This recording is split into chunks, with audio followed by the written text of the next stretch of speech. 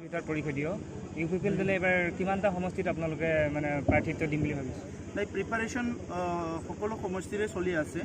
আৰু সকলো সমষ্টিতে যেহেতু ব্লক কমিটি প্ৰাইমাৰী কমিটি আছে আমাক সব প্ৰাইমাৰী কমিটি ব্লক কমিটিয়ে কৈছে যে সকলো সমষ্টিতে কেণ্ডিডেট দিব লাগে আৰু সেই হিচাপে আমাৰ প্ৰিপাৰেশ্যন তেনেকুৱাই চলি আছে আৰু আপোনালোকে কিমানটা সমষ্টিত জিকিম বুলি আপোনালোকে আশা কৰিছে ৰাইজে ভোট দিলেতো গোটেই সমষ্টিয়ে জিকি যাব এইবাৰ পৰিৱৰ্তনৰ এটা ঢৌ আছে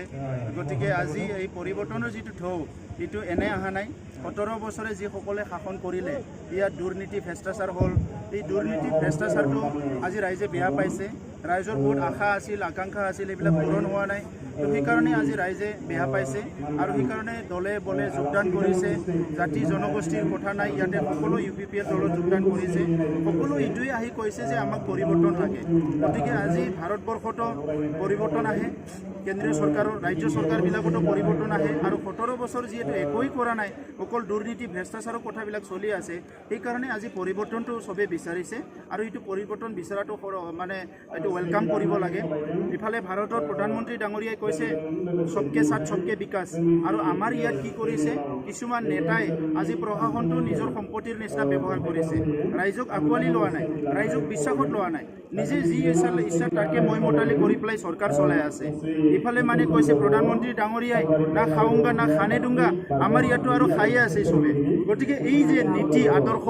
আমাৰ প্ৰধানমন্ত্ৰী ডাঙৰীয়াই যিবিলাক কৈছে এই কথাবিলাক ইয়াত ইমপ্লিমেণ্ট হোৱা নাই ইফালে ভাৰতৰ প্ৰধানমন্ত্ৰী ডাঙৰীয়াই কৈছে আমাক এটা ভাৰত শ্ৰেষ্ঠ ভাৰত লাগে বুলি পেলাই ইফালে শ্ৰেষ্ঠ ভাৰত হ'ব লাগিলে দলৰ মানুহবিলাক যদি ইমান কৰাপশ্যন কৰে দুৰ্নীতি কৰে শ্ৰেষ্ঠ ভাৰত ক'ৰ পৰা হ'ব ভাল যদি শিক্ষা নাই ভাল যদি এমপ্লয়মেণ্ট নাই এটা চাকৰি যদি ওলায় মানে আমাৰ ল'ৰা ছোৱালীৰ হাতত চাৰ্টিফিকেট আছে MA পাছ BA পাছ চাকৰি পাবলৈ যোগ্য হয় কিন্তু টকাৰ কাৰণে চাকৰি ল'ব নোৱাৰে লাখ লাখ টকা লয় আজি টেট পাছ কৰি পেলাই আছে চাকৰি ৰেগুলাৰ নহ'ল বহুতৰে ইফালে 99ৰ সমস্যা আছে অংগনবাড়ীৰ সমস্যা আছে ক'ত সমস্যা নাই সমস্যাই সমস্যা গতিকে আজি আমি যিটো দেখিবলৈ পালোঁ আচৰিত হৈছোঁ 17 বছৰ যে একোৱেই কাম নকৰিলে কিবা এটা কৰিলেতো আজি পৰিৱৰ্তন হ'লহেঁতেন এই পৰিৱৰ্তনৰ কাৰণে যে একোৱেই নকৰিলে এইটো আমি চবেই আচৰিত হৈছোঁ আৰু সেইকাৰণে মই চবকে আহ্বান কৰিছোঁ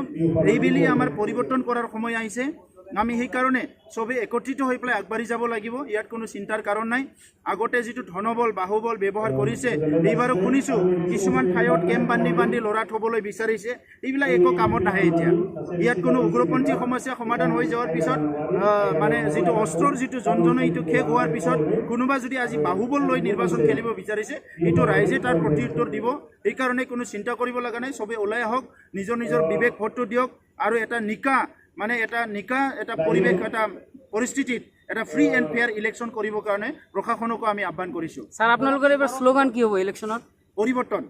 আমাক পৰিৱৰ্তন লাগে দুৰ্নীতি ভ্ৰষ্টাচাৰ মুক্ত এটা প্ৰশাসন লাগে দুৰ্নীতি ভ্ৰষ্টাচাৰৰ আমাক মুক্ত কৰিব লাগে আৰু এই 32 লাখ জনসাধাৰণে ন্যায় দিব লাগে নিৰাপত্তা দিব লাগে শান্তি প্ৰতিষ্ঠা স্থায়ী হ'ব লাগে আৰু সকলো যাতে নিজৰ সমমৰ্যাদা সম অধিকাৰ লৈ পেলাই আগবাঢ়ি যাব পাৰে আজি ভূমিৰ অধিকাৰৰ পৰা লৈ পেলাই কিছুমান প্ৰশ্ন আহিছে এই প্ৰশ্নবিলাক আমি নতুনকৈ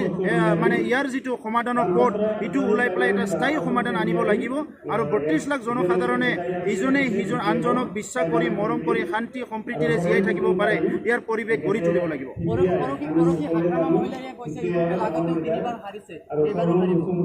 তিনিবাৰ হাৰা 10 বাৰ হাৰা বহুত দল আছে ইয়াৰ কথাটো এইটো নহয় যে বাৰে বাৰে হাৰিব